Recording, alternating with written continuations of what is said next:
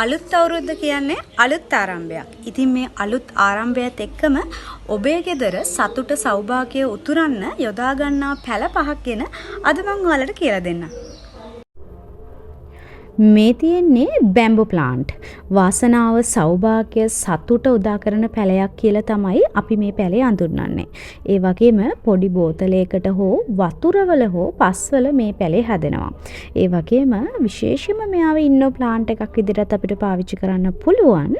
අඩු මේන්ටේන් සහිත නිසා මේ පැලේ හදන්න ඔයාලට ලොකු අමාරුවකුත් නැහැ. ඉතින් මේ පැලෙත් ඔයාලට අපිට යෝජනා කරන්න පුළුවන් ලකී ප්ලාන්ට් එකක් විදිහට.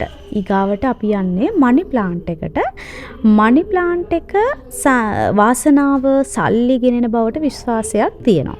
ඒ වගේම මෙයත් වතුරේ බොරළු දාලා බොරළු වලට වතුර පුරවලා එහෙම නැත්නම් පසෙහි වුණත් හදන්න පුළුවන්. මෙයා නම් ගොඩක් ජනප්‍රිය පැලයක්. මෙයත් ඉන්ඩෝර් පැලයක් විදිහට පාවිච්චි කරන්නත් පුළුවන්. අවුට්ඩෝර් පැලයක් විදිහට පාවිච්චි කරන්නත් පුළුවන්.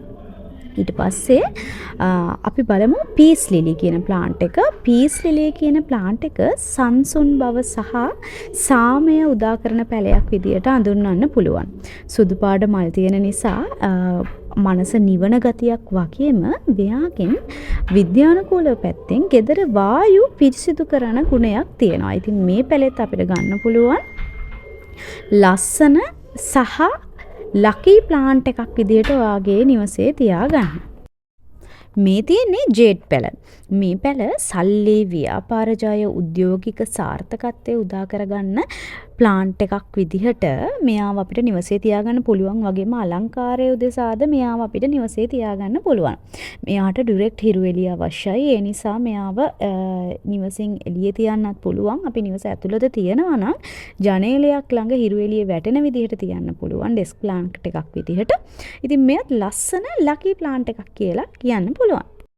ස්නේක් ප්ලාන්ට් එහෙම නැත්නම් සැන්සවේරියා. මෙයාව අපි වාසනාව සඳහා වගේම අලංකාරය සඳහාත් අපේ නිවසේ අපිට හදන්න පුළුවන්. ඒ වගේම නරක බලයන්ගෙන් ඈත් කිරීම, ඒ වගේම නිවසට වාසනාව ළඟා කර දීම වගේම මෙයාට ගොඩක් මේන්ටේන් අවශ්‍ය නැති පැලයක්.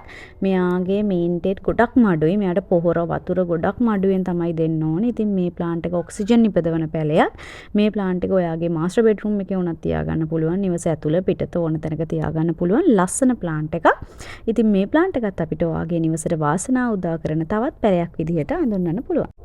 තව චූටි මතක් කිරීමක් තියෙනවා. ඔයාගේ පැලේ තියෙන තැනත් ගොඩක් වැදගත් වෙනවා. වගේම අපේ ප්‍රධාන දොරට පිවිසෙන ස්ථානයේ හෝ නැගෙනහිර කෝණේ වගේ තැන්වල තියාගත්තොත් වාසනාවේ බලය වැඩි වෙනවා කියලා කියන්න පුළුවන්.